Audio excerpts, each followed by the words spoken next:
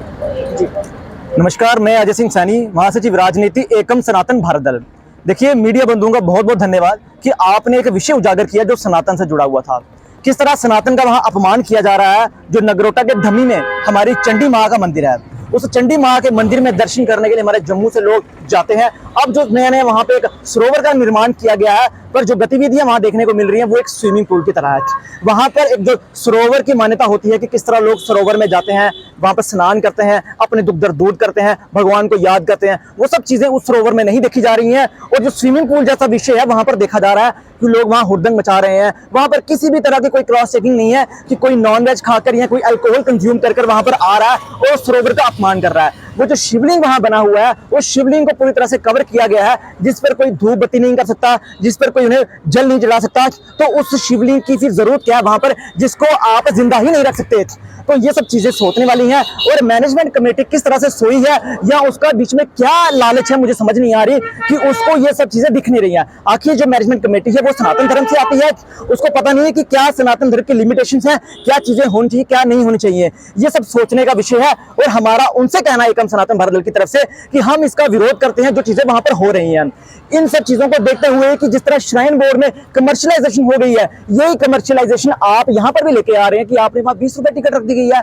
क्या आप बाबा जो चिड़ी की बात कर लें, आप स्विच सोंखा की बात करें, बाबा रणपत देव जी की बात कर लें, कहीं पर भी कोई पर्ची सिस्टम नहीं है, क्योंकि जहां हमारा आस्था का केंद्र है वहां पर पैसों का कोई लेन देन होना ही नहीं चाहिए।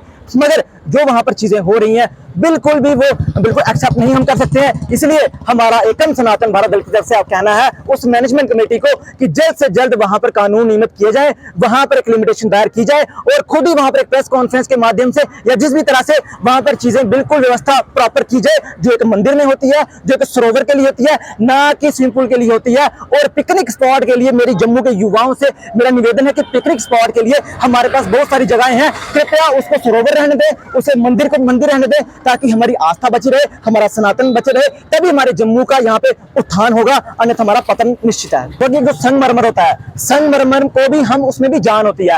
आपको पता है कि हमारे सनातन धर्म में उस संगमरमर को बाथरूम में भी नहीं लगाते हैं, उसी तरह शिवलिंग में भी जाना है। मगर जब आप उस शिवलिंग को पूरी तरह से वहां पूजा नहीं कर रहे हैं, शिवलिंग को पानी नहीं देते हैं, वो शिवलिंग एक तरह से खत्म है, वो शिवलिंग नहीं, वो पत्थर रह गया। तो ये बहुत बड़ा हमारे पर प्रश्न चिन्ह है सनातन के ऊपर कि हम अपने सनातन धर्म को, जिसकी उम्र कई हजारों साल है, आज हम उसे भूलते जा रहे हैं। इसलिए हमारा निवेदन है उन मैनेजमेंट कमेटी से, कृपया करके थोड़ा ज्ञान लीजिए पंडितों से, हमारे मठाधीश से, और देखिए कि क्या चीजें सनातन के अकॉर्डिंग वहां होनी चाहिए, क्या नहीं होनी चाहिए।